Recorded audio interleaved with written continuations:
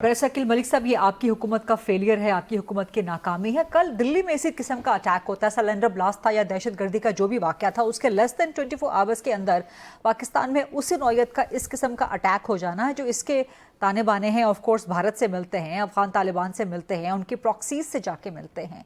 लेकिन क्या विजिलेंस की नाकामी थी, सिक्योरिटी लैब्स है, जिस तरह से बैरिस्टर उमर साहब भी पॉइंट आउट कर रहे हैं कि आपकी ओवरऑल हुकूमत का फेलियर है ये? देखिए, बिल्कुल मैं किसी हद तक तो आप दोनों की बात से इत्तेफाक करता हूँ, लेकिन एट द सेम टाइम ये ना सिक्योरिटी लैब्स था ना सिक्योरिटी फेलियर था।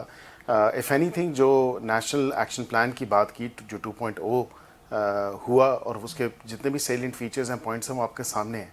हमें प्रॉब्लम किधर आता है? हमें प्रॉब्लम आता है अब इस तमाम तर मामले के ऊपर सूबाई हुकूमत के हवाले से। केपी की हुकूमत जो है उसका जो तर्ज है, जो तरीका है, वो आपके सामने है। जो चीफ़ मिनिस्टर साहब कर रहे हैं, माज़रत के साथ मुझे कहना पड़ता है, ये वाले चीफ़ मिनिस्टर भी पिछले तो चलें कुछ कदरे बेहतर थे इस हवाले से, लेकिन कोऑर्डिनेशन कहाँ पे है? लॉ एंड ऑर्डर या लॉ एंड जो इन्फोर्समेंट एजेंसीज़ का काम है, जो CTD की कैपेसिटी बिल्डिंग है, वो किधर हो रही है? वो कुछ भी नहीं हो रही। सिर्फ और सिर्फ जो है खाली लफाजी की जा रही है। अब अगर वाक़तन सिक्योरिटी लैब्स के हवाले से कहें, ये तो अभी तो तहकीकात हो रही हैं और बड़ी अर्ली स्टेजेस पे हैं, नेशन स्टेज पे हैं, वो तमाम तो चीज़ें भी वजारत दाखिला आपके सामने लाएगी।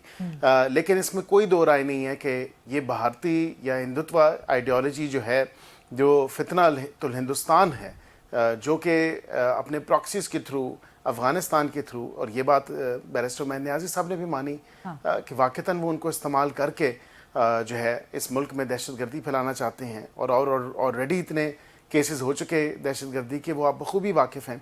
अब इस्लामाबाद में ये होना, शकील साहब, ये इस्लामाबाद तक पहुंच गए हैं। मेरा ख्याल है कि अभी तक इसको हुकूमत संजीदगी से ले नहीं रही चाहिए। इस तमाम तर दहशत गर्दी ये इस्लामाबाद तक पहुंच गए हैं। सर, सिर्फ मजम्मत नहीं करनी है, आप लोगों ने सेफ एंड सिक्योर करना है इस मुल्क को।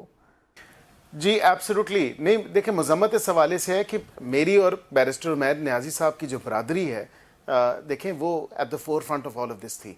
जो इस्लामाबाद जुडिशरी या इस्लामाबाद डिस्ट्रिक्ट जुडिशरी के अहाते के बाहर ये सुसाइड अटैक हुआ, this is nothing short of trying to you know obviously dismantle जो हमारा एक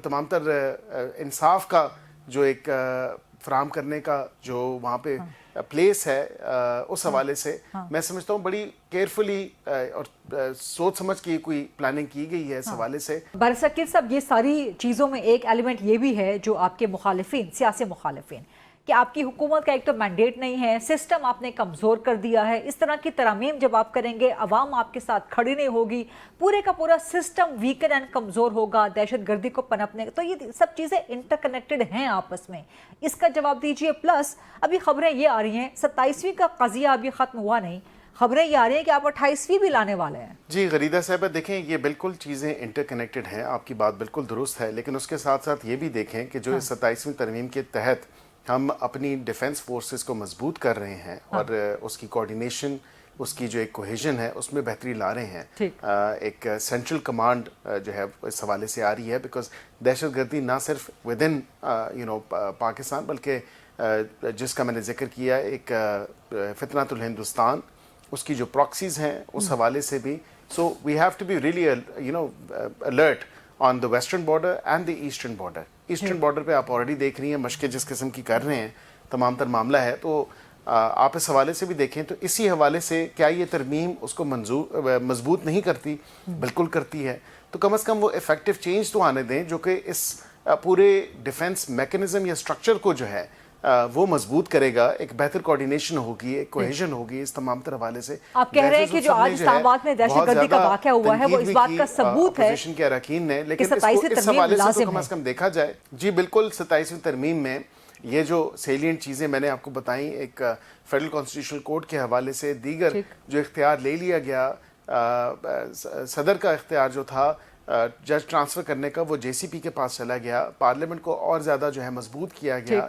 डिफेंस जो एक कह लें उसके हवाले से, उसमें जो स्ट्रेंथनिंग होनी थी वो हमने की, कोऑर्डिनेशन बेहतर करने के लिए। लेकिन barrister Umar Niazi and barrister Abid Zubairi वो इस सेम पेज पे हैं कि आप लोगों की यूटिलिटी पता नहीं किसके लिए, मुझे तो समझ नहीं आई कि आपकी ख़त्म हो चुकी है अफादियत। आप लोग यूटिलाइज होने थे, हो गए, अब कोई नया सिस्टम लाया जाएगा 28वीं तक या 28वीं के बाद?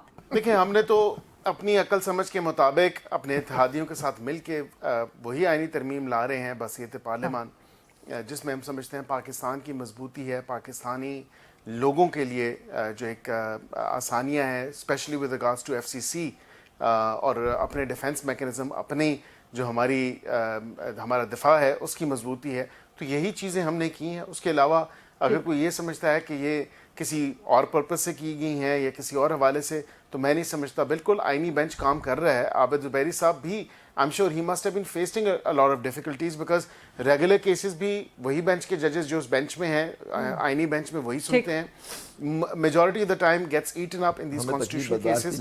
1 महीना सुपर टैक्स का केस चल रहा है, उसके हवाले से आप देखें। और बिल्कुल वो जो बाइंडिंग प्रेसिडेंट्स थे, जो पिछले प्रेसिडेंट्स थे, वो डेफिनेटली होंगे, लेकिन कॉन्स्टिट्यूशन इज एक लिविंग डॉक्यूमेंट है, उसमें तरमीम आ सकती हैं। और ये इस्तकाक आपके मुकन्नना का है, पार्लियामान का इस्तकाक है, जो पार्लियामान इस्तकाक ये रखती है करने का। एक